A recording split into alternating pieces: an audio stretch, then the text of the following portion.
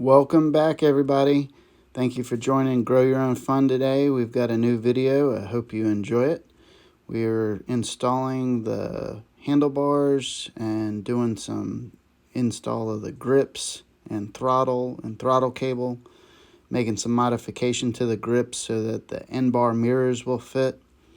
So please stay tuned and check it out. I hope you enjoy it, and make sure to like, comment, subscribe, and share with your friends if you enjoy the video. It helps me out a whole bunch. I really appreciate all the new subscribers, and I really want to say thank you to all my longtime subscribers. You're really helping the channel grow. We're over 500 now, so it's really exciting. So let's get to the build. So I bought a lower cost throttle off of eBay. This was NCY, but not the bearing roller style. Pretty nice looking setup, I thought, from the original unpacking and unboxing of it. I came to find out that the places on the throttle where the throttle cable clip in were not big enough, and they were really done roughly. I had to go back off camera. I did it with a Dremel tool and filed out or dremeled out all the individual slots and the groove down the center. And then I also had to put a little bit of groove on the very back end so that it didn't bind. It was definitely a pain, and I did not expect that to happen, but that's what you get sometimes. Hopefully if you buy one of these throttles, you won't have that problem. I had the ability to fix it, and I didn't want to wait on sending it back and getting another one, so I just went ahead and fixed it. It was probably just a bad day for QC, and it was just machined a little bit off, so it didn't accept the cable perfectly. But once you get past that, you can adjust the tension on the roller. There's a set screw on the bottom of that you can adjust that tightens and loosens the roll on the throttle to make it easier or stiffer to roll the throttle back, and also sort of sets a stop point, so you can adjust that.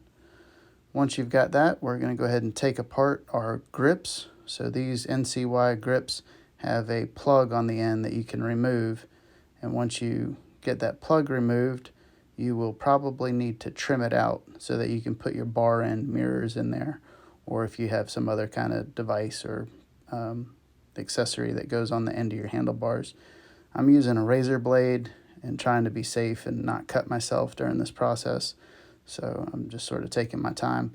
Once I get the bulk of it cut out, I do use a pair of close snips to sort of take out some of the burring, but I end up going back with a sanding wheel on my Dremel tool and just sort of cleaning up the inside of it. Yep, there you can see me with the snips, just sort of taking out some of the extra big chunks so that I'm not grinding too long with the Dremel. And then I've got a snug fit, and I'm going to go back and just polish that out with the Dremel. All right, so this is a really cool trick that you can use to put your grips on your handlebars. This works for bicycles, motorcycles, ATVs, whatever you are working on. But you take some rubbing alcohol like I showed in that bottle, and you pour it down inside your grips, and it basically becomes a lubricant that will dry really quick. It doesn't leave any residue behind, and basically makes putting on grips super easy. You'll have to excuse my dancing. I was in a really good mood and was enjoying the song I was listening to. So now you see me trying to put the bar end mirrors on there and deciding how I want to orientate the mirror. I end up going with the mirrors facing down, but in hindsight, I think they would be more functional if I went back and put them facing up. So at a later time, I may go back and remove those and then put them facing up. One of the nice things about that rubbing alcohol is it doesn't leave anything sticky or messy, so everything, your work stays really clean, and you can go back and touch it almost instantly. So once I've got it adjusted and sort of figured out, and I've got my grips facing the way I want, I'm going to go and start installing the bar end plug to hold those in place. So it's an expandable plug that as you tighten it, it swells and grips the inside of the handlebars. On this one, I did the exact same thing. I ran the rubbing alcohol in there, and then it slid right on there super easy. And if you work quickly, the alcohol gives you a few seconds to make adjustments and get it lined up exactly how you want. You can sort of see how I trimmed out the end of that so that I wouldn't have any binding and the handle bars don't get in the way with the throttle. So now that I've got everything lined up, I'm going to start routing my throttle cable and getting that routed down to my carburetor. And then I go back and put those bar end mirrors on this side. But I wanted to make sure I did that after I routed my cable. That way, if I needed to make adjustments, the bar end mirrors wouldn't be in the way. So as you can see, I'm having to adjust that cable and the angle, and then I go back and I adjust the bars themselves so that they're at the correct angle for me, or at least what I think is the correct angle. And now just start feeding this throttle cable down through the neck, and it'll go the same way my wires do.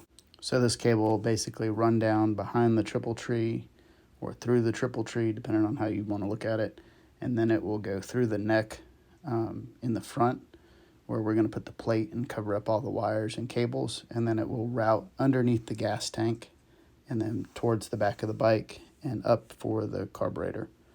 So just start feeding it through there once you get it pulled out the bottom, and then you can start routing it underneath the motorcycle and under the tank and get it back to the carburetor where you want it to go. Getting the cable routed exactly how I wanted took me a few minutes just to figure out exactly how to route it, behind the triple tree so that when you turn the wheel, it wouldn't bind up, and also so that I had enough cable to make it, the path that I wanted to go. Since I was doing a full wire tuck on this bike, I didn't want to see any of the cables or any of the wires. So once I get that figured out and sort of laid out how I want, I go back and start adjusting my handlebars.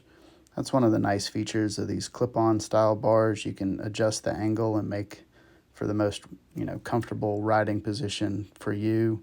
You can sort of have straight, you can have them way back, you can, you just have a lot of options.